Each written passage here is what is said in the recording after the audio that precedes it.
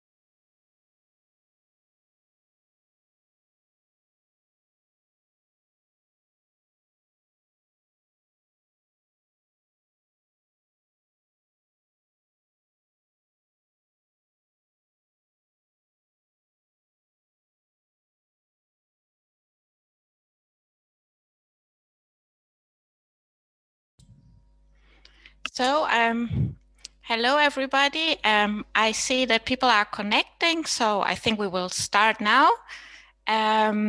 Welcome everybody to this round table on taking back public space.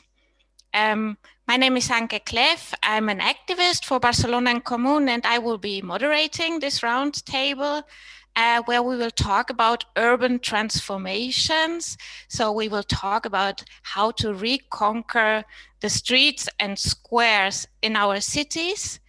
We will talk about things like superblocks or superillas, as we say here in Barcelona. We will talk about traffic calmed areas, as for example in Paris, and we will talk about many things more, such as tactical urbanism, for example. And we have participants from Barcelona who will give their inputs today. We also have a participant from Paris, and we have Berlin here on the table, so this is really great. This conversation today, this round table, will really be focused around one very simple, yet for some people, radical idea, which is the idea that our cities could also be designed for the people that live in it and for our daily life, and not only for cars, not for traffic.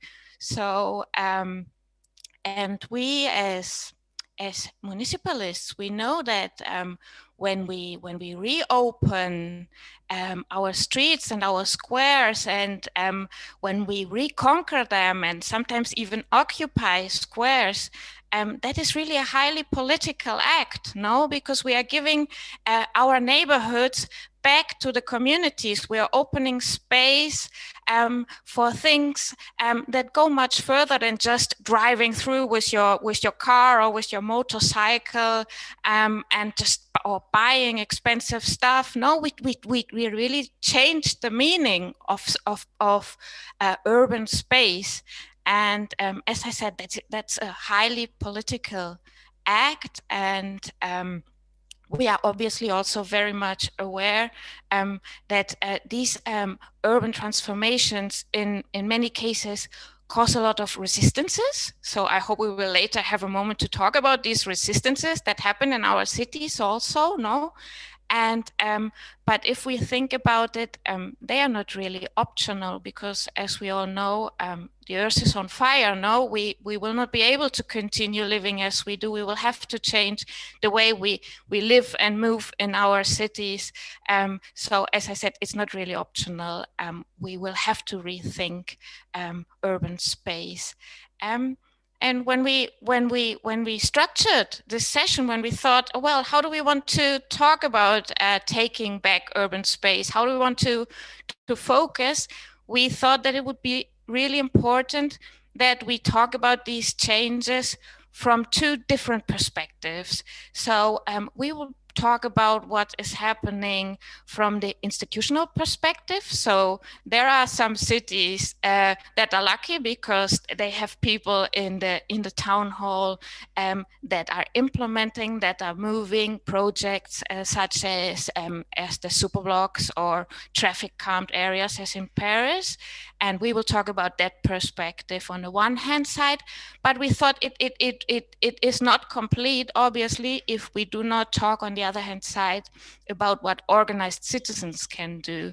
So maybe you live in a city where the city council doesn't impulse such projects, or or as in Barcelona, well, it's just complementary. So we will talk about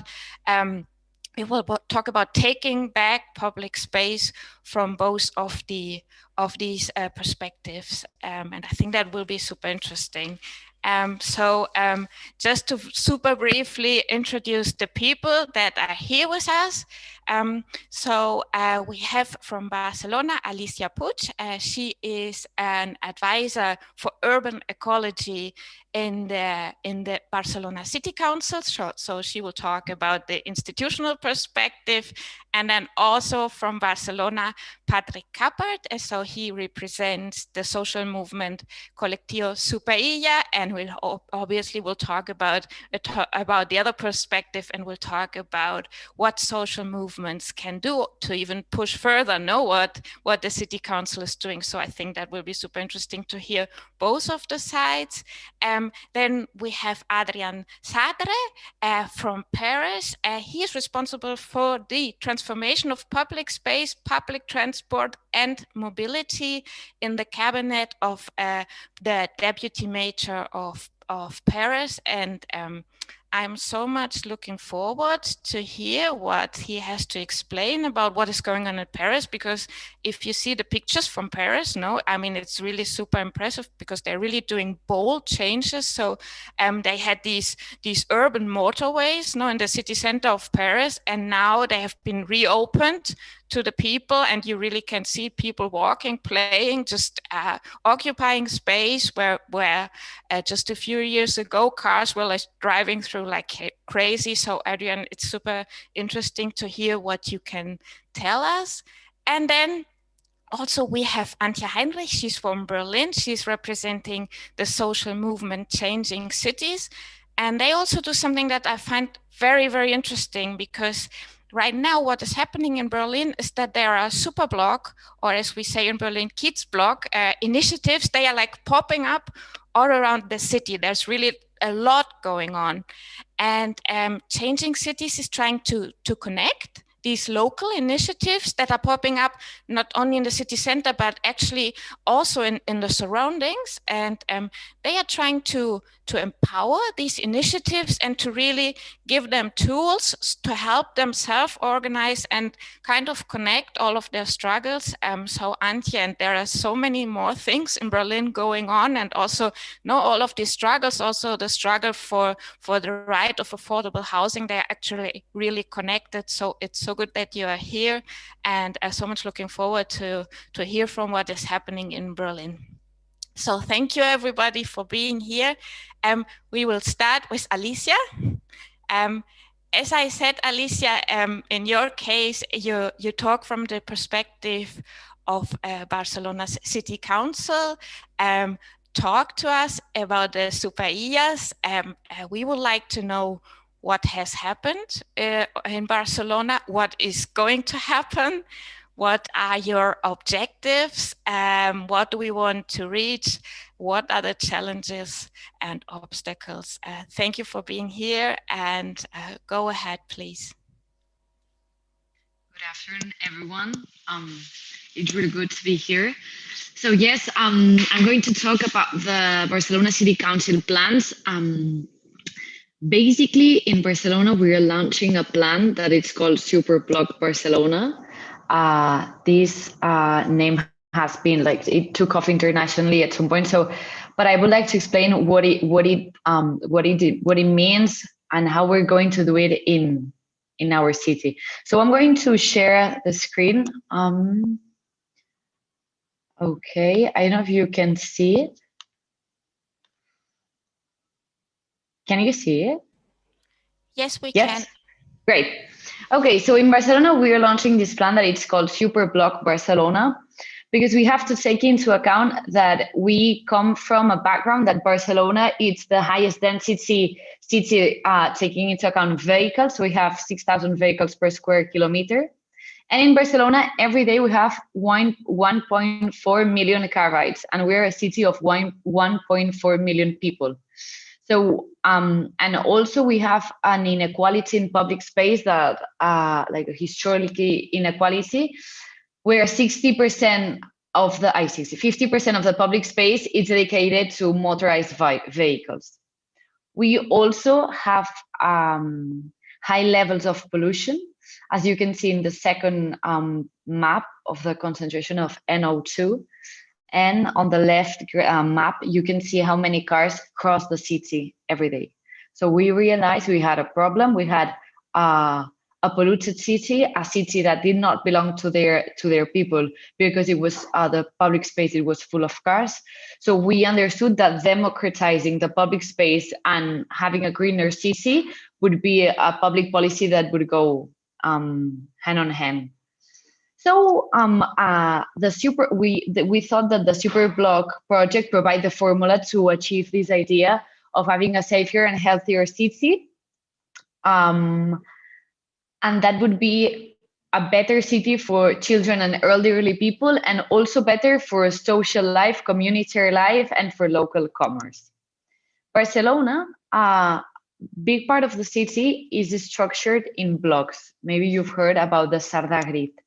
So basically what we did on the last term of office from 2015 to 2019 was to implement this superblock strategy by areas. So we took 9 blocks and we cut them off from traffic. So basically you had some islands, traffic free, that helped to win more public spaces.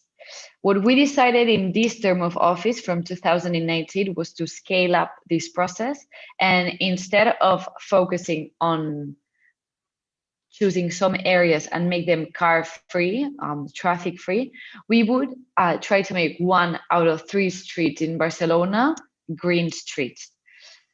So this is the change that we did, and we think that this is going to absolutely change the morphology, the way how we understand the city and the streets. On the last term of office, as I told you, we did this implementation strategy by area, and we mainly did in 2 neighborhoods of the city. One is the Superilla of Poblano, the Superblock of Poblano. I'm sure Patrick will later talk about it. And the other one is from San Antonio. As you can see in both pictures, tactical urbanism helped us a lot. It was a very cheap and fast way to win public space. And nowadays, I think that the challenge about this is how we maintain this great public space that we have achieved with tactical urbanism, to make it last and to make it, I don't know if to say like beautiful, but like to maintain this tactical public space. So as I told you, on this term of office, what we try to do is to scale up this project.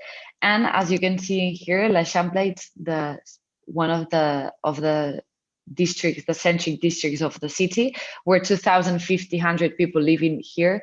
So it's the most populated and most polluted city. What we decided is to create 1 out of 3 streets into green streets. That would make us absolutely change the city, because it will allow us to win 33 kilometers of green streets. At some point, when you look at this map, people could tell us, or actually people tell us, okay, so what you're doing is to make great streets, no, like green streets, they would be great for living, but what about the others? What we say is that, well, there's 2 things. First of all, that when we talk about Superblock Barcelona, it's not only about these green streets that you can see, for example, in this map. In all the streets of the city, we're planning to act. For example, in the cities, in the streets that in here are not going to become green streets. They are going to have bike lanes, for example. We have double the bike lanes of the city since 2015. We have passed from 120 kilometers of bike lanes to 2040 kilometers of bike lanes. So there's, it's not only about the green streets that we think that they are necessary, but also transforming the other streets. And the other thing that we say is that in San Antonio, that I don't know if you can see, it is neighborhood from here, the one that we act on the last term of office. We've seen that in the Superilla, we have reduced 8,000 cars per day, every day. And the other street, Viladomat, that is the one parallel from the green street that we created, it has increased 3,000 cars per day. So we still have 5,000 cars that have been evaporated. I don't know how to say it, but like it has been eliminated, that they are not going there anymore. So we are absolutely sure that if it's harder for cars to go into places, if you make Barcelona not a city that car friendly, Barcelona from until now, it was a very car friendly city. It was very easy to drive. If we make it a little bit harder, some people will change their mind and not take their cars. So as I showed in here, these are the green streets that we're going to do, but on this term of office we're going to do more. I don't know if you can see it, my mouse showing it, but anyways, we're going to do 4 of them. But during the pandemic last year, we realized that we could not wait to prepare the project, do the whole transformation, so we needed to act fastly to win public space in the time where public space was needed. We needed social distancing, so public space was super needed. So we basically used, again, tactical urbanism. It has created actually a lot of, I don't know how to say it, but like a lot of people talking about it, polemic. I don't know if that word exists. But we believe that it's a success. It was a very cheap way to win public space, and it also, this is not going to be forever. It's just going to be in there for 1.5 years. It's just a first step to see how the transformation is going to be.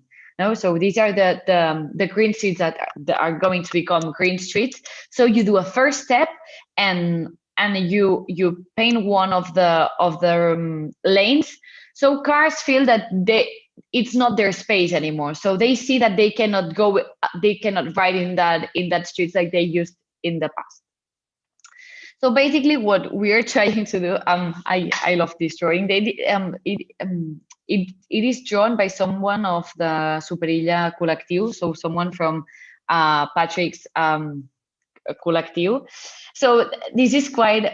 We always said that in the 19th century, the streets that they were thought in Barcelona in the 19th century were corrupted. They were a field of cars on the 20th century, and the 21st century, what we have to do is to take the streets back to its people. We have to have a city street for its people, and also with a lot of public transport. That is something that actually in Barcelona, it's something that we have from a long time ago, very quality public transport. And yeah, basically that. Very briefly, this is what the big Barcelona plan about transforming the city.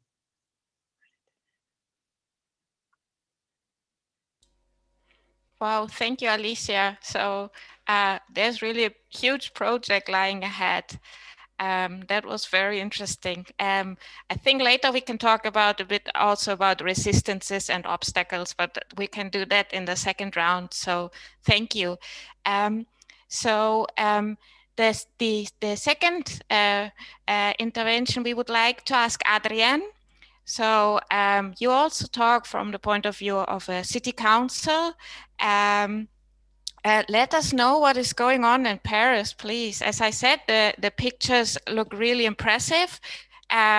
We have heard about Paris Respire. We have seen the pictures. So what has already happened and what is going to happen? What are your plans for Paris? Thank you for being here.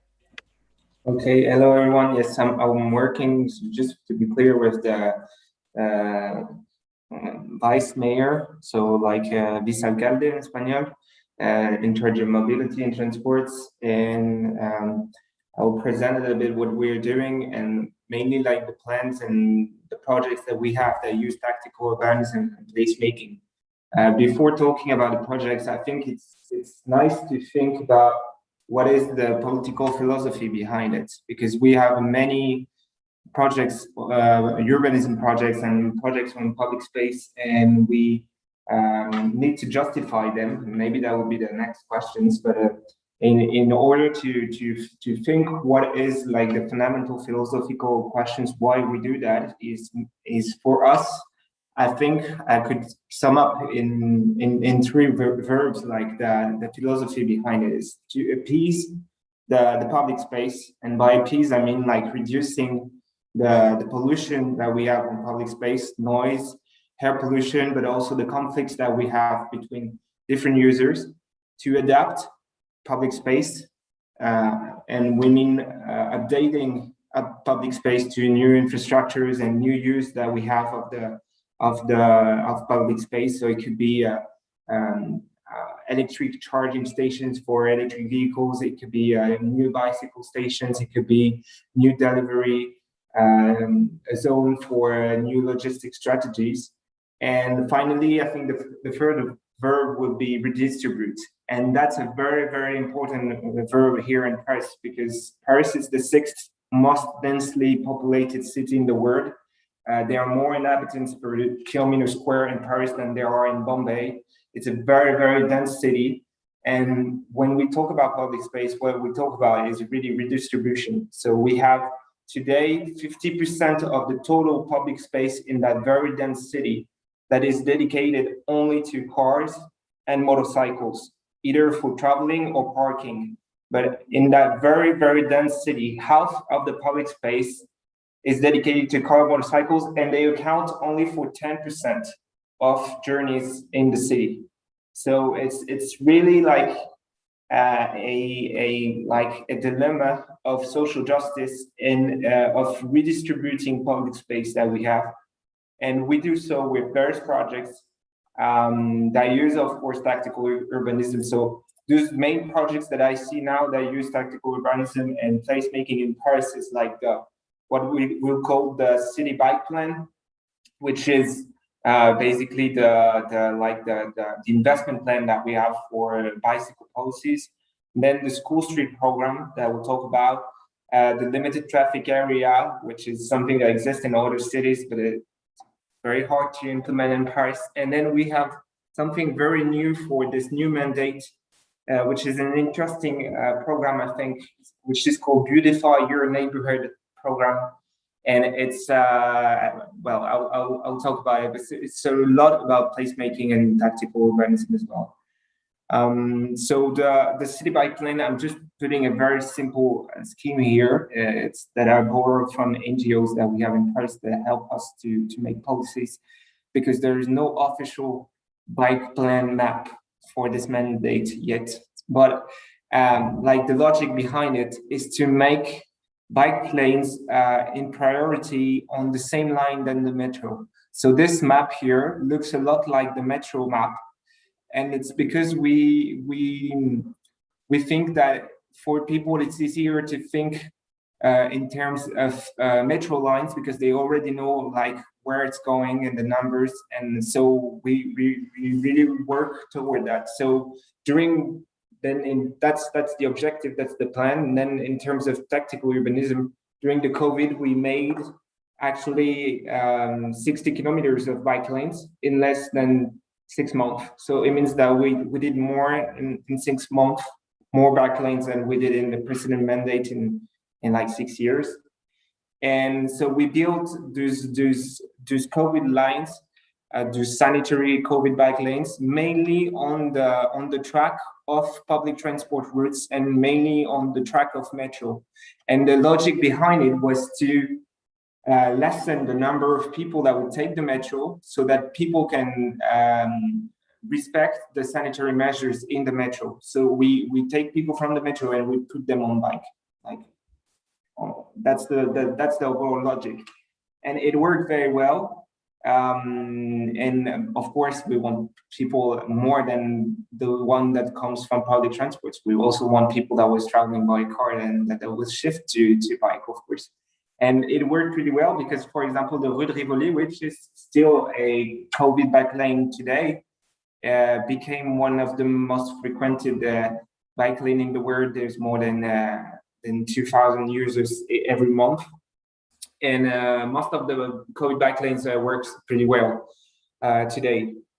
Then we have the school streets program, which use a lot of practical urbanism methods as well. I'd say it's a program that comes in 2 steps. It has also been initiated during the deconfinement method, during the deconfinement period. And so the idea behind it is to make the school the new centrality of a neighborhood. So we say that the school will be in the new centrality of the neighborhood, and that means that we need to be able to do a lot of activities in front of schools, and so that we remove the cars. So the first step of the street schools program consists of drastically reducing or completely blocking the automobile traffic in front of school. And we do so by creating pedestrian areas. So that's what we see on the left picture. We just like block the entrance of the school, of the street that leads to the schools, very simply with just like anything that could block the entrance of the school. When it's not possible, we just put like flower pots or stuff like that to reduce the speed of vehicles, and we create new pedestrian areas. So that's we do in summer, and we plan to block like 60 to 70 streets like this every summer in Paris. Like in one night, we block 70 streets that comes from one night to another, pedestrian areas. And then there is a second phase where we have long discussion with local residents, with school communities, and with children. And we define the programs that we will do on this school. So we define like where we put vegetation zones, where we plant trees, where we will add benches, fountains, space for sports. And so it's really like an entertainment as well for the kids, and they will decide that what we will do in front of their schools. And in a way, the street becomes an extension of the schoolyard, and it's a new living place for the school community, but as well for the whole neighborhood. And so it's a very two-step process. Like first we block all the street, and then we start to think about what we're gonna do in that street. And overall, we hope to redesign 300 streets in total during the mandate on that idea with those principles. Then there's a limited traffic area project right now. It's the very beginning of the discussions and the projects, but it's already going crazy in the press. But so the project is just to reduce traffic in the zone that is in red here on the right picture, and it's on the left picture. It's the very same zone, but with like the streets and all of that. So it's the heart of Paris, The project is the goal of the project is only to reduce the number of motorized vehicles that cross the area without stopping in it. So it's approximately half of the traffic.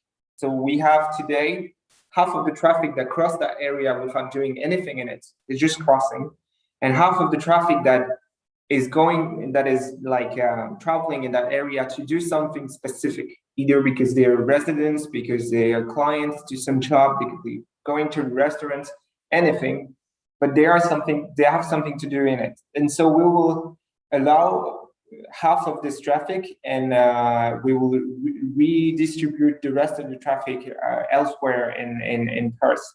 So we launched a long consultation process with various face-to-face workshops with residents, professionals of the tourism, hotel industries, delivery drivers. We really open lots of discussions with anyone that could be impacted in a way or another by this project. And now we are refining the project like weeks after weeks. And we hope to launch it next year or year after. That will depend also on like theoretical questions. And then last but not least, the project Beautify Your Neighborhood.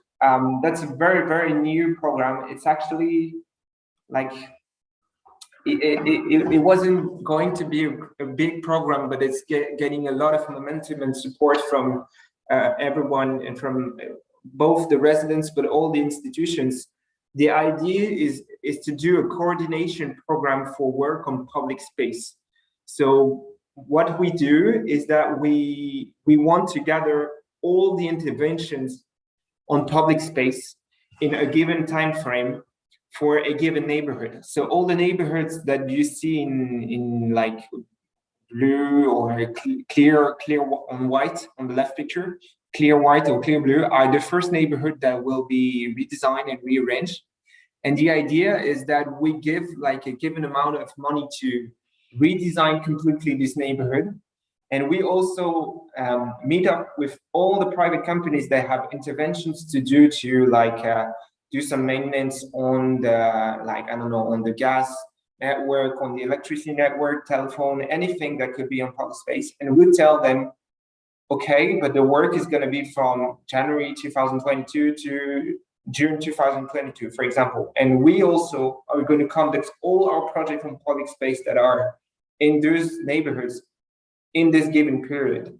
So this project really is the idea behind it is really a before and after effect. That's what I put on the right pictures. The idea is really to change completely the neighborhood with all the interventions gathered in a very reduced time frame. And so, for example, for a given neighborhood, we do this in various steps, and I could talk more about it later. But first, we do a diagnosis of every intervention that we want to do in that neighborhood. And then we do long consultations with residents, with all NGOs, local NGOs. And then we plan all those interventions at the same time in the neighborhood to really change the neighborhood one after another. And we do that we do one neighborhood in each arrondissement, and we do that one after another during the mandate. So that's a very, very big placemaking like a program and a work. That's it for me. Thank you, Adrian. We have so much in common as cities also, apart from the density. There are many more things. For example, the importance of the school surroundings, that have become very important also in Barcelona. And I think I find it fascinating, as you say, you just cut the street and make it traffic clear in the night, and then you start thinking about what to do. Wow, sounds fascinating. Okay, let's continue. Let's move over to the social movement. Antje, as I already said, there are so many things going on in Berlin currently, and you from Changing Cities, you're like trying to connect things that happen in neighborhoods. tell us what is happening, how you help these people that are self-organizing, what will happen in Berlin, and how you help the people. Thank you. So I will share my screen too. Okay, I hope you can see it. Yes, I'm Antje. I'm from Changing Cities, and Changing Cities is an NGO that emerged from the bicycle referendum in Berlin. So we are a real grassroots organization, and yes, we are promoting active mobility. So that means cycling, but not only cycling, also walking, public transport, and yeah, less cars. So sorry, I just have to change the view so I'm not confused. So okay, sorry. Yeah, so Changing Cities was inspired by the superblocks in Barcelona.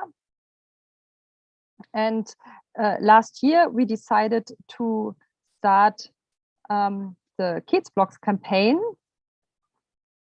So how do I go to the next slide? Oops. Yeah, here it is. So Kiez blocks, because Kiez blocks are the Berlin version of superblocks. Kiez is how the neighborhoods in Berlin are called. So we started the campaign with the goal of 100 Kiez blocks in Berlin. Yeah, so how do we want to reach this goal? I think the difference between Berlin and Barcelona and Paris, for example, is that in Berlin, it's not the city councils who take the initiative, sadly, but it's really the residents, the local people that have to implement or that have to fight for Kiez blocks, because yeah, till now the city is not really ready for this, apparently. So yeah, we launched this campaign more or less 1 year ago, and so yeah, as I said, the difference is it's really bottom up. So we, for example, organize these open assemblies, as you see in the picture. We collaborate with an association that organizes these open assemblies where people meet on the streets. It's really, as the name says, open for everyone, and people in the neighborhood discuss maybe about what problems they see in the neighborhood, how they would like to change their neighborhoods. And some of the local groups you have in Berlin emerge from these open assemblies. But the main tool we use for trying to make our voices heard is the citizens' request or citizens' petition, you could maybe call it. It's a direct, it's a tool of direct democracy we have in Berlin, and it works like this. So we have 12 districts in Berlin, and this citizens' request is a possibility to submit your opinion or a claim to the district parliament.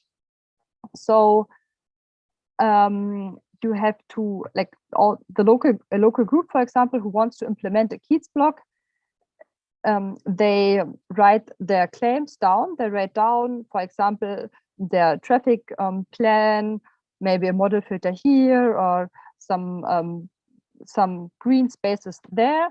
And then they have to collect at least 1,000 signatures from people living in this district. And when they collected these signatures, they can submit it to the district parliament, and the parliament has to discuss about it and decide upon it. And that's a way that was already successful in Berlin. For example, in Bergmann-Kiez, you see it here on this picture. So you see on the left-hand side how it looked before, and on the right side how it looks now, or no, how it will look. It's still under construction, but how it will look maybe in 1 or 2 years. And we reach this. It's only one street till now, but this was reached via citizens' request or residents' request. And yeah, so we chose this, or most of the local initiatives choose this way of trying to implement the Kiezblock, because first it's pretty fast or direct way to make the district parliament implement a Kiezblock, and also it gives the political side legitimization, because often the political decision makers even want Kiezblocks, often not, but maybe yes, but often they are afraid that there will be too much resistance from the people, or that people are not ready yet. So, but if the proposal comes from the people and they even collected signatures, then the politicians can say, okay, this is democratic, people really want this, and it makes them easier for them to implement measures that are sometimes maybe not as popular, because parking spaces will be eliminated, for example. Yeah, and the third reason why I think this is a really good way to do it is that we think that people, like the residents of the neighborhoods, they know their own neighborhood best, and I think they should decide how their neighborhood should look like and what kind of neighborhoods they want to live, so they can really write down what they want for the neighborhood. Yeah, so what's the role of changing cities in all this? So we try to coordinate all these local initiatives, all these local groups, and empower them to build, like Anke said, a big network of local groups. So the first step when we started the campaign last year was to research all the groups that maybe exist already. So of course, before our campaign started, a lot of groups were already active that were fighting for less motor traffic in the neighborhoods. So we tried to find these groups and to convince them to join the Kiezblock campaign. And then also during the campaign, a lot of groups were founded, and there are more and more groups founded now as the movement becomes bigger. And we try to connect them, bring all these groups together, and create also synergies. So we share a lot of knowledge because we think, of course, it doesn't make a lot of sense that every small local groups fights alone and begins from zero. So we have this website where we share a lot of advice about how to build a Kiezblock. We developed, for example, this guide, how to Kiezblock, where everything is explained, like from the beginning, how do I create a Kiezblock group? How do I write a citizen's request? How do I do a traffic plan? And so on. So we have all the guidelines, we have templates for citizens' requests, flyers, and so on. We also have regular meetings where people can come and ask questions. We have a contact person in every district, every neighborhood. People can approach if they have questions or problems. We also organize events together, for example, play streets, as you see here on the picture, or process picnics, open streets, as we call them. We don't say we close the street, but we open the street for people. So organizing events together and giving the people the chance to network, to be part of a big network, so they can exchange the experiences with other local initiatives. We try to show really the potential that lays in public space if there are less cars, and create events and try to give people also ideas what they could do with this public space. Often they have a lot of ideas themselves already. So a lot of empowerment tools. We give them also visibility, of course, via our press work, social media, our website. You can see on this picture. So we have every local initiative has a profile or can present itself on our website, and then people can go on this website and click on the different neighborhoods and see maybe if in their district there's already one, or if they should want maybe to create, if they want to create their own local group, then yeah, the group should present themselves, what they want, where they are in the process. So yeah, our aim is to create a big movement to empower the local initiatives. And this is not only important for sharing knowledge, but it's really important also as a sign for the politicians, because even when kids blocks are decided in the local parliament, sometimes it takes a really long time to be implemented, or they're maybe never implemented. And also, we have the elections this September in Berlin and in Germany, and I think it's really important to show the local or the political decision makers that people want traffic calming, that people want less cars, because then they have to change their priorities. The problem is that now the priorities are like the administration is organized in a way that the implementation of Kiez blocks is really difficult. There are not enough financial resources or human resources to even do this. And if we show that we are a really big movement and not only some people here and some people there, I think the politics have to move and have to do something. And that's why we try to join our forces. Yeah, and if you want to know more, you can also visit the website, follow us on Twitter. Thank you. Thank you so much, Antje. I saw Patrick, he got really interested and he asked two very concrete questions. Maybe you can answer them right now. So he asked about the budget for the Kiez blocks. So who decides the budget for each Kiez block? And I think there is a second question that was, how many signatures did you get together? I think in the whole of Berlin was your question, Patrick, no, if I understood it right. Yeah, good question. So the first one about the budget. Like we as a civil as a citizens or as an NGO don't decide about a budget. Like we just empower the people to they kind of submit their plan of a Kiez block, and then they have to think beforehand, of course, if it's realistic, and if they know themselves, if they write something completely unrealistic, it will never be voted. So it's not like, okay, my wish list and I want to have a swimming pool in front of my house. Of course, they know they have to demand something realistic. And we also give them advice to what makes sense, also traffic planning wise, and what would be realistic. And then they submit their request, and then the parliament decides if they think that makes sense or not. And then they have to see how they implement it, where they find the budget. And that's also the thing. There's not enough budget yet, so that's why we want to be a lot of people to show that they have to find, or they have to shift maybe the money.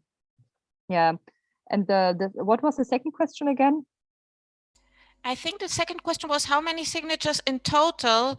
I mean, probably you don't know the exact number, no? But how many supporters does the Kiez blocks have in Berlin, more or less? So now we have 48 local groups.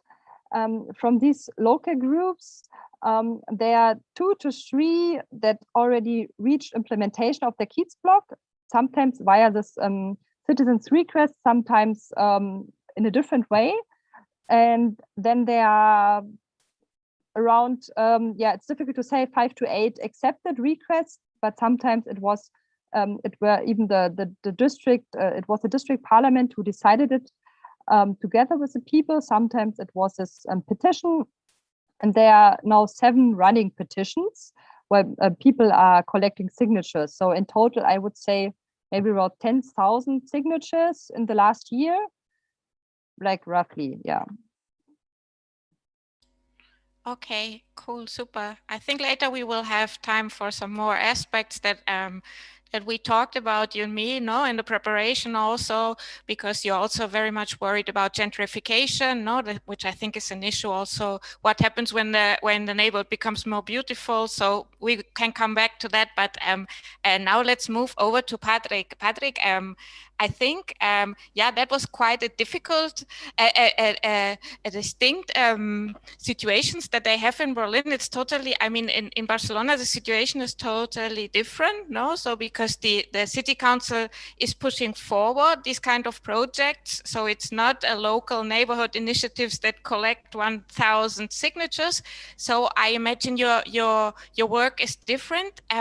Let us know what you're doing. What is Colectivo Superilla? What are your objectives, and how are you functioning? Thank you for being here, Patrick. Hello. Okay. I'm Patrick from the Collective Superilla Poblano. We were not organized citizens, but the superblock organized us. And I think that's a very important thing, because we didn't know each other as neighbors. The government of Barcelona, without any process of participation, just decided to have some pilot project of a superblock in our neighborhood. And there was a huge protest against it, just because they didn't do the participation process, which was a mistake, they think, of the mayor, and because she was always, Alakla was always in favor of participation process, so she didn't do it. So from the first day on, all the press was against the superblock. It was on Catalonian television that an ambulance couldn't reach the place. And from the beginning, we were like some neighbors in the meetings that were like very organized, and there were a lot of people that we never saw before in the neighborhood. And then we looked at each other, the ones that were defending the superblock, and then afterwards we got meeting each other, and we started putting on some ideas what to do with the space. But it's not that we are very, very, very happy with the local government of Barcelona, because they implemented the superblock and then they just leave it like that, no? Because they didn't know what was a priority, they didn't have a budget, they didn't have a time planning. Right now, there is no budget for maintenance of the tactical urbanism, because I think if you do tactical urbanism, you have to be aware that there should be a budget for the maintenance.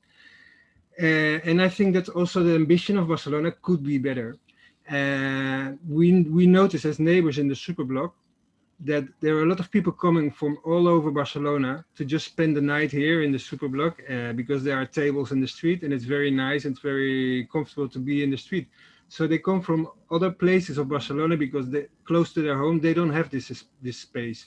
So now they want to implement it in the Champla, which is, I think it's a great idea. But I think just it's a very good idea to bring it to places that are less popular and really in the outskirts of Barcelona. Also to say, hey, this is an opportunity to bring life to neighborhoods where there's so little social cohesion, because really to make the street a place to be is very, very important for people to start meeting and start talking and start making a community. And I think I was very, very happy the first day that the superblock came there, but I never imagined that my life would change that much with the superblock. Because nowadays, half of my social life is just outside of my door and in the superblock. And before, we really didn't speak with the neighbors. I had some parents of the school and my football, my work, but really the superblock was a social revolution in our neighborhood. And not only the people who were in favor from the first moment, but also the rest of the people who live there. After some time, in the first day, we were complaining, hey, how do I get with my car to the parking? I have to explain to everyone how it works. It's difficult, but after some time, everybody likes it, because it's impossible not to like a place where you can be comfortable in the streets. Now I have to do the presentation. Okay.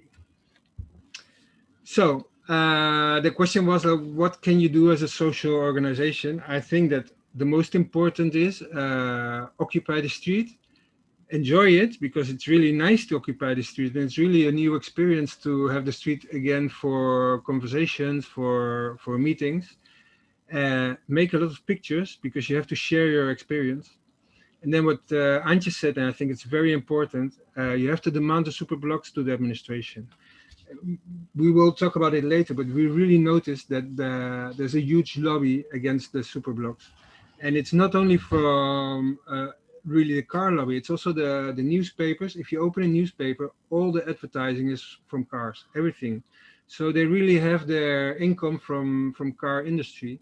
And they are really giving space to people to complain about structures that the car industry thinks it's against cars. No, because I really think that few people in the superblock got rid of their car. A lot of people use it less, but to have a car itself, it's not to get rid of your car itself. It's not the goal of the superblock. The goal of the superblock is just to stimulate not to be with the car and to make it more nice and easy to go by foot or take your children on bike. No, because if you have a street with a lot of car traffic, it's hard to go with little children to the after school activities. And if it's a superblock, it's a lot easier. And I think one of the most important things with superblocks, and it also has to be communicated, the environmental issues always is like, don't do this, don't fly, don't eat meat, stay home, be sad, don't do anything because it's better for the environment, no? And then this is a measure you can implement in cities that really increments the quality of life.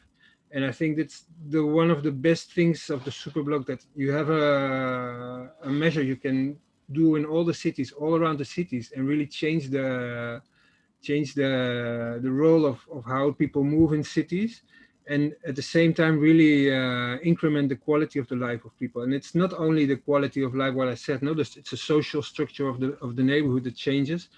Also the sound, it's very different, because before when a car passes by, when we are talking in the street, we stop talking. In the rest of Barcelona, there's always cars coming by, so we are not talking, we are screaming. But in the superblock, we stop talking because we don't like to scream. No, it's like, it's not something we discussed or decided. No, it's something natural what happens. When I go out from a superblock, I continue walking in the middle of the street. And that's very dangerous, because in the rest of the Barcelona, it's still quite dangerous. But it's really strange that the best place of the public space is the middle. No, it's not. If two people are talking in the middle of the street, they invite you to participate. If two people are talking next to a building, it's a lot more difficult. And then the last thing that I want to say about the things that really changed my life, and it's strange because it's only for traffic lights. There are no traffic lights in the superblock. So if you get with your car inside of the superblock, you never have to stop, because you go 20, 30 kilometers an hour. You have eye contact with the people who are moving also, and they let you pass, or they don't let you pass and you stop. But there's not this frustration of, I have to go quickly to get the green light, because else I have to wait for 2 minutes for the next circle of green light. And really, to get away with this frustration, I think it's very, very important in all traffic. And I think that in the future, when the cars are very intelligent and have a lot of more sensors, and they can stop automatically if there's something, I think that really we should start thinking that in 20 years, the priority inside of the city should be for the pedestrians, and the cars should be reducing speed, but it will be good for them also, because they can be relaxed and go slowly. I had some pictures. This is the main thing now. The cars have to turn in every corner, and you create some places in the middle. I have a lot of photos, because we always said that it's very important to take pictures. So we always took a lot of pictures, no? And this is some pictures of the first moment, where they just changed the way the cars could enter, and they created a lot of space. And there were some students that were organizing meetings, and there were some things done. But then after that, there was no timeline, and there was no budget from the government. They didn't say, hey, you have 3 months to give us some ideas what to do with the space, and we have €500,000 to implement it. No, they just said it's a pilot. And we started making proposals, but then it took some time to get the answer from the government, like when it would be implemented, what exactly would they implement, and how it would be. And sometimes it took maybe 1 year before the first things were implemented, and a lot of people were complaining. They say, hey, but you don't do anything with the space. But our experience is that if the space is there, people occupy it. First the children, and then later, after some time, a lot of people. So we as neighbors, we had a lot of proposals, but also we were afraid that they would, because it was a pilot, that they would say, okay, we stop the superblock. So we had meetings with all the political parties of the district. We had a lot of actions in social media. There were a lot of discussion groups in Facebook with groups of 6,000 people of the neighborhood. We did a lot of social activism in the social, in the Twitter, the Facebook, and the Instagram place. And then after some time, they started to implement the proposals. So this was the street before, and now it's like this. This is before, and now it's like this. This was before, and now it's like this. So we have quite some pictures of changes. And then we organized some things, but it's not really necessary, because especially the banks and the tables, and it's always occupied. Every weekend there's a party. A lot of people go from all over town to have their parties in the superblock, because it's really nice to have a place to sit down. It's really nice to have a table. Then only after 1.5 years, in the middle of what was a crossing of a street, they made this playground. So then finally, after 1.5 years, we as neighbors in favor of the superblock, we were relaxed. We said, okay, now there's this playground. There will not be any politician that will say, okay, let's go back to the situation before. Because I can't imagine a politician say, hey, we want to make a street where there's now a playground, which is really nice. And it took them, and the children were anxious to get in. So, and this is like every day at this place, which was really a place with no life in the streets before. The nature, we hear birds, we hear every day, and we are amazed by the sound and the things of that appear in the superblock.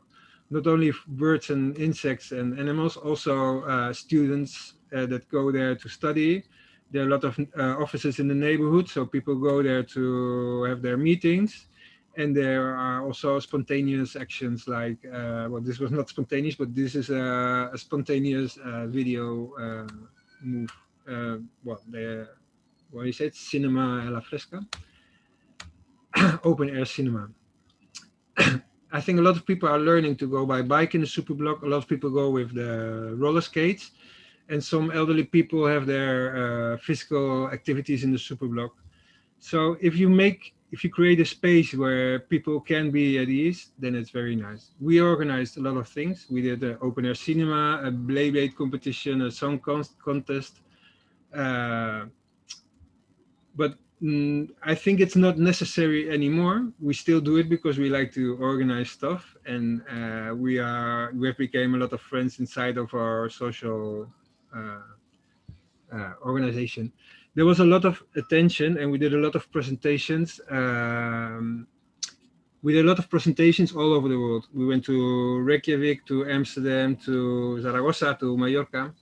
So it's very important to explain the experience, I think. In the beginning, it's very important also to be prepared what the reactions can be. That we learned that a lot of people, they got raised but with the idea that a car is progress, no? And your parents, they are very happy to have their first car. You from a very short age were really already going by car always. So it's really in 50 years, the car has become a part of our mental schedule. And if you take away space for cars, a lot of people really don't understand it, and they don't like it. They don't like the change because they say, hey, I have a car, what should I do? They don't think about that they're also pedestrian and that they're also going by bikes. The timing, you have to explain well. And I think that if you're a local government, you really have to define the budget on forehand, and you have to be very clear to the neighbors, how long will it take to implement, and what is the budget. Tactical urbanism. Barcelona some years ago spoke about 500 superblocks. This was 5 years ago, and they have implemented 2. So if there's really, if we really want to change things, and if there's a climate change, if there's really this urgency, I think we really should go towards the network of superblocks, and they really should have the ambition to do 500 superblocks. And it's impossible with hard urbanism, because hard urbanism, to make the streets flat, there's no difference between the side lanes and the street. It costs 80 euros per square meter, and you have to find a way to implement it by tactical urbanism, which is accepted by the other political parties and by the neighborhoods. And then the empty spaces, I really, when they do the hard urbanism, they make all the empty space, they fill it again. And I think it's bad, because you also should have empty spaces in the public space. Because people say, hey, but this is useless space. But then you think about all the street and the car lanes, and a lot of them, they are not used 100% of the day. So it's also empty space. The car as a fundamental right. There are very emotional reactions of people that say, hey, how can you take away a car, or I have to drive three streets more to get to my home. And then the war, the influence of the lobby is very high, and you have to really be prepared of all the bots and all the people paid to have comments. And we were insulted a lot. They say, hey, you sell bikes. I didn't sell bikes, but they say, hey, you sell bike, you're interested, they pay you for organizing stuff, which was always a lie, but they really, it's like, they really try to put in a bad light the people who defend the superblock. Environmental arguments, they never work. The only arguments that work is health and life quality. And I think that we really should rethink our relationship with cars, because I think cars are useful tools, and they just should be useful tools. They shouldn't be the ones that that dominate all the public space, which is public space, and a car is a private tool for a private person. So really, it's about democracy of the public space, and it's one of the biggest thing. Then don't be afraid, because everybody likes it. You do it, implement it, and try to resist 2 years, and then everybody, no one will complain anymore. What they didn't do in Barcelona, and I think it's very important to do, is monitoring. Not only when it's implemented, but also before implementing. Count all the people who walk through the same street and go by bike and go by car, and then see if how many people walk and how many people change the way they move in their neighborhood.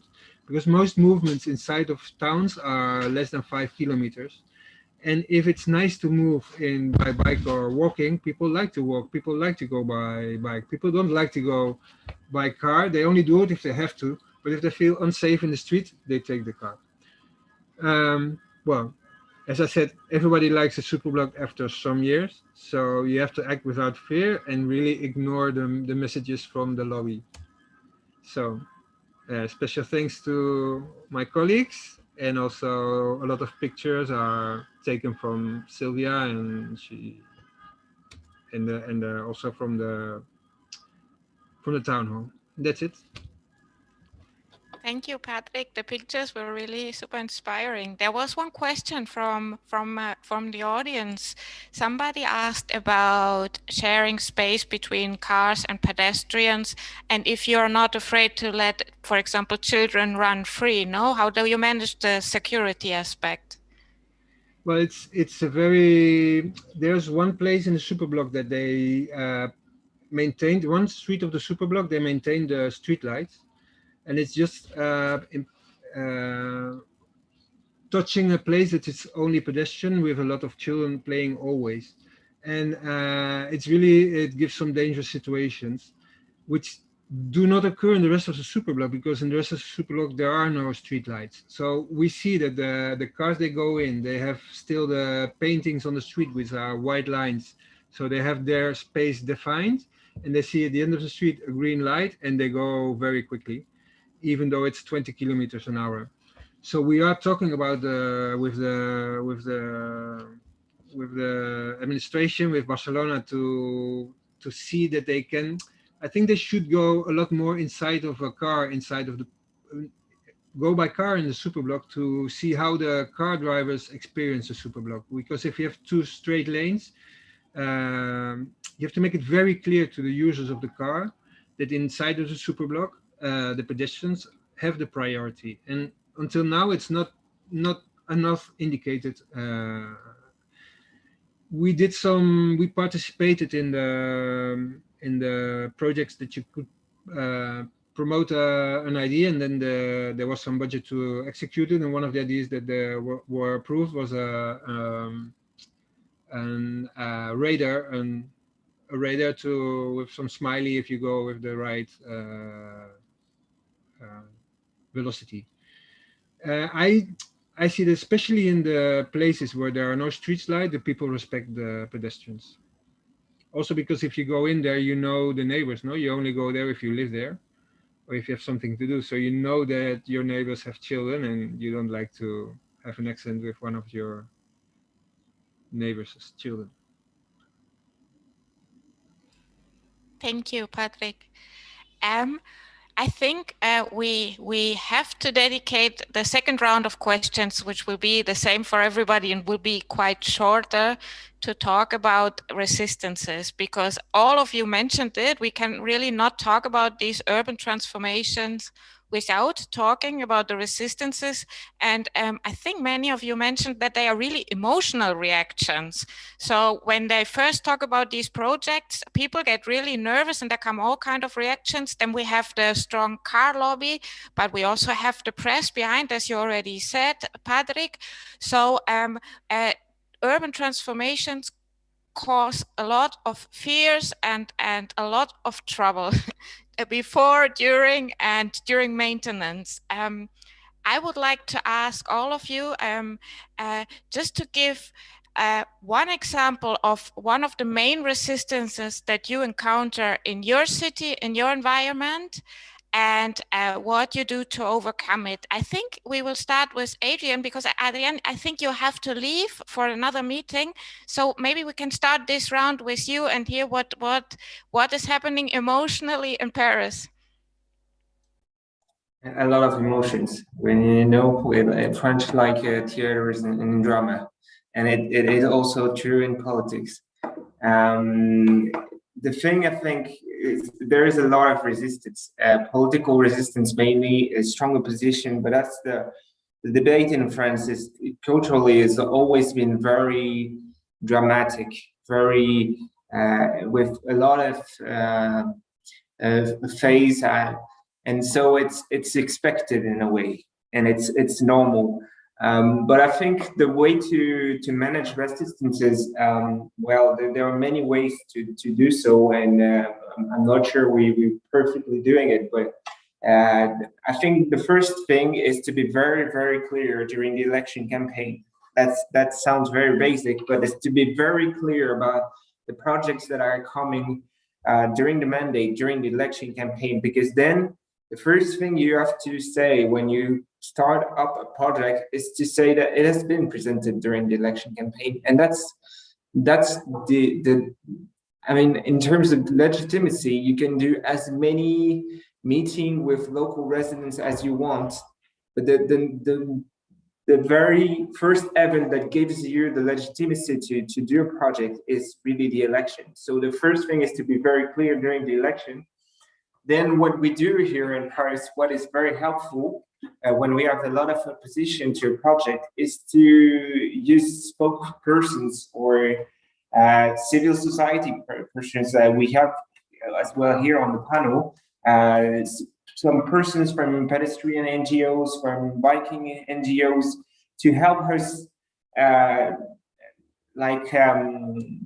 build our project in the media and defend our project in the media. And that's very important. And then everything is about the press and the media. So the debate mainly take place there. There are a lot of like local resident meetings, but the main impact, I'd say, of the discussion for us is in the media.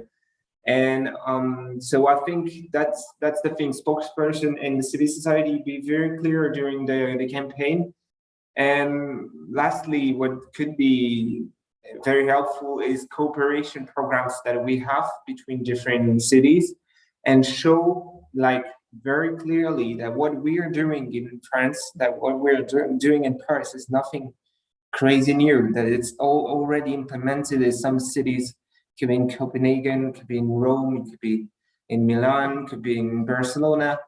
That is not some kind of fancy revolutions, and that some other cities done it before, and everything's going to be okay. And I think that's the tactics. And usually, when some major European capitals already launch similar projects, it's way easier to discuss about it. And then the cities are very different, and legislation is very different from one country to another. But it's a good, I think it's a good input to the debate. Adrian, I totally agree. No, I think it's super important to say that what we are doing is happening in cities all over the world. We are not destroying the city. No, it's not terrible. It's normal and it's necessary. I totally agree that this is one of the most important messages to launch. So thank you. Let's move over to Alicia. Alicia, I also, because you listened to Patrick and he said a lot of things about Barcelona. So if you want to reply to something, or if you just want to mention some of the most important resistances, it's up to you. But I think we should give you space also to answer if you want to. Thank you, Ante. No, first of all, it was very funny to listen to Adrian, because we also used the think of we're not doing something special in Barcelona. We're doing what it's been done all around Europe, and we put Paris as an example almost every week. We have this thing that if it happens in Northern Europe, in here, it's like more accepted. So if you say that they are doing the same as we are doing in Denmark or in Paris or in London, like everyone is kind of accepting it. It happens to us with tactical urbanism, that they were like, you're doing something crazy. So we just show them pictures of other cities. So everyone was way more calm. But yeah, we use Paris as an example almost every week. And what Patrick said about Superilla Poblenou, I'm absolutely agree. We had two problems in Superilla Poblenou. The one that we did not do participation, and that was a really bad mistake. And I think we have learned the lesson, and now we're doing a huge participation process. We also had the plan of doing not 500, but a lot of superblocks, and we've only done 2, because we actually changed the model, because we think that instead of going to this strategy, the implementation by areas, doing it, seeing Barcelona as a whole, as a big city, so you act on green streets. So it has changed the plan, but it's still going to take a long time, longer than maybe what we wanted. And then we also have this problem about how you maintain the tactical actuations, transformations that you do. This is something that we actually now we're taking seriously. We are going to have some budget only for this maintenance, but it's been 5 years since Poblenou Superilla, and we haven't maintained it properly. So yeah, this is something that we struggle. But I think this is something that we're learning as we are doing it. So this is absolute. I think that from Poblenou Superblock, yeah, that are the 2 lessons. You need to do participation, and if you want to do tactical urbanism, of course you have to have a budget so you can maintain it. And the last thing I wanted to say about how do you deal with this transformation, and then all the lobbies that want to stop the transformations that you are doing. We talk about this, that this is something that is happening all over the world. And basically, we talk about common sense. When we did all this transformation during the pandemic, at June, we did a survey, I think it is called, and almost 80% of people living in Barcelona were okay and agree what the transformation that the Barcelona City Council did during the pandemic. So you actually can see a lot of noise, a lot of articles on quite right-wing newspapers or like all the hegemonic newspapers. But actually, when you go to the surveys, when you talk to people, you realize that it's quite common sense to think of you have a very unequal city. More of 50% of the city space is dedicated to motorized vehicles. So common sense sees that this is not a good city to live in.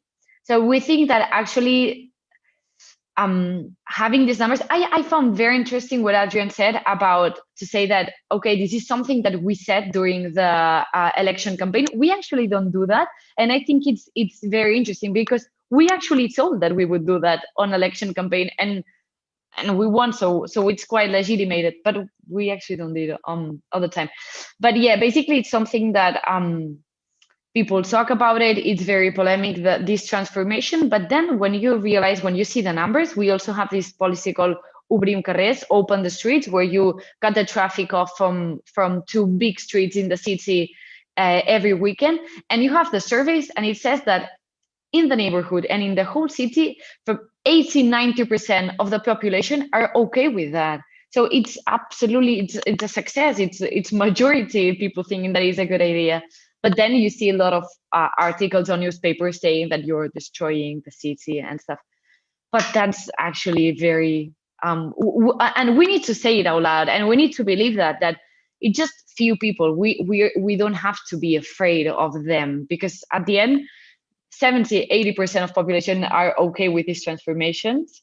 So it's definitely more important, these numbers, than not having an article every day in this hegemonic newspaper saying that you're destroying the city. So yeah, basically that. Thank you, Alicia. Let's move over to Antje. Antje, we talked about something last week because we met, and you described a similar problem as Patrick described. You said when the areas become very beautiful, we have the problem that people come to hang out there in the night or even during the day, and just, they're like accumulations. I think that is an interesting, and you had a very interesting answer to that. Maybe you can also share that, and also if you want to share another resistance, let's go. Yeah, exactly. I think it's funny to hear that it's the same everywhere, the same discussions, same arguments. So Patrick already said it, like, yeah, of course we have this argument that, okay, if the area gets nice, rents will rise. And what we say always is that, okay, now if there's only one Kiezblock, if there's only one nice area, as Patrick said, everyone comes there to hang out there because it's the only nice spot where you can just talk without screaming and where it's nice and green maybe.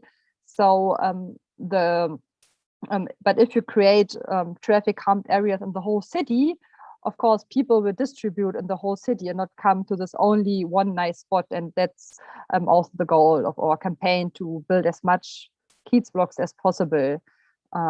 Because it's true, it's true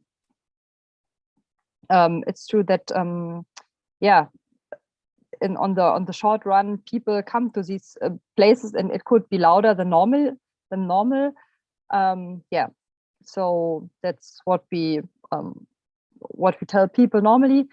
And yeah, and in general, I think it's in Germany also, it's really emotional, it's really dramatic. Normally Germans are not this dramatic, but in this case it's really extreme. Yeah, as always, apparent, as everywhere apparently. And yeah, I can just agree with what the other ones said. It's often just some people that are really loud, that are against it, but then in the end the majority is for it, or it's just yeah, not really having an opinion. So I think the best is really to implement it, and then I think no one will want to have the cars back. There was a question from the audience, Antje, which I think applies to Berlin as well, to Barcelona and Paris. Some voices talk about green gentrification. Do you think that is something that might happen? What can we do to avoid it? No. So when areas become greener, more beautiful, then people cannot afford to live there anymore. The question was to me? Yes, why not? Okay, I think. Yeah. Sorry, I just, yeah, I think it's more or less the same answer I gave about the noises. So, of course, if it's only one area that is nice and green there, I think it's possible that rents will rise. But if the whole city, also maybe the outskirts, become nice, then we don't have this problem. And I think also it's really not like the best way to take two problems and to play them out one against the other. So of course we have to tackle this unaffordable housing prices, and there is an initiative now in Berlin that is making a referendum against this really high rents that are rising. And we are a mobility NGO. We can't fight for better mobility and then also against too high rents. So I think, yeah, these are two problems and that are really important to tackle. But I don't think we should just leave our cities like dirty and not functioning anymore. It's not possible to continue like this just because so that the rents don't rise. It's really stupid. Would be a really stupid tactic, I think. I always say, do you like a street very ugly, so the rents are less? It's really an argument that's really ridiculous, but it's a really good, nice thing. You have a tool to bring to neighborhoods that have that have problems with their rents, that have problems with the quality of public space, that have problems with the convivencia, how people live together. So use this tool and implement the superblocks in the places that are more problematic in the towns. It's my turn to talk, but the politicians are not there anymore. So it's a pity, because I think that one of the biggest things that I missed, because Adrian said, okay, we should tell it in a political program before the elections. What I really missed we talked with all the political parties, not only with the Barcelona Commune, and I really thought that it should be a theme to have a political, that all political parties could be involved. No, there's a mobility plan in Barcelona that has reductions of air pollution. All the political parties vote in favor, so they all agree that the air pollution should go down.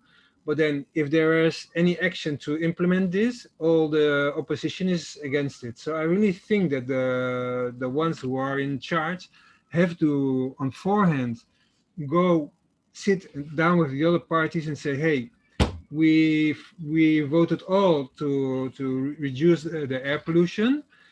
We think we want to implement it like this way. Leave us do it. Let's try it, because we are from 1995 in Barcelona, the air is already unhealthy to live. Every day we know more about the impacts on health of car noise and car pollution. We should do something, but yeah, quickly, and it's only possible if it's not some other political party goes to elections and say, hey, when I win, I will give all the space again to the cars. And then the lobby of the car wheels will have more articles in favor of them and less, because even though the people are in favor, we don't have to underestimate also the lobbies, because in Barcelona you see, all the politicians from Barcelona Commune, there are court cases against them, even though they are the most honest politicians in years and years in Barcelona. But they open the court cases and then the press goes over it, and the people, they don't know who to believe, because when it's written in the newspaper, it's like that. So maybe they don't criticize directly the superblocks or the pacification of traffic, but they do try to bring in bad light all the other things, to who goes the contracts to make the bike lanes they are friends of. So I think it's very important to try to find, especially for the political parties who are in favor of these pacifications, to find the co-responsibility with the other political parties. Say, hey, attack me with other topics, but not this topic, because you also want this. Yes, Patrick, thanks. I think that was a good closing point. So looking for alliances in your city, but also obviously, as we saw, the struggles are so similar, looking for alliances with cities now all around the world, because we are really facing very similar problems. And I think we can learn a lot from each other. And this is an invitation. No, I think we have to finish here. Thank you, everybody. And I would like to finish with an invitation to all super bloggers and urban transformators to keep in touch and to keep this conversation open and to continue improving our urban spaces. So thank you, everybody, for being here, and keep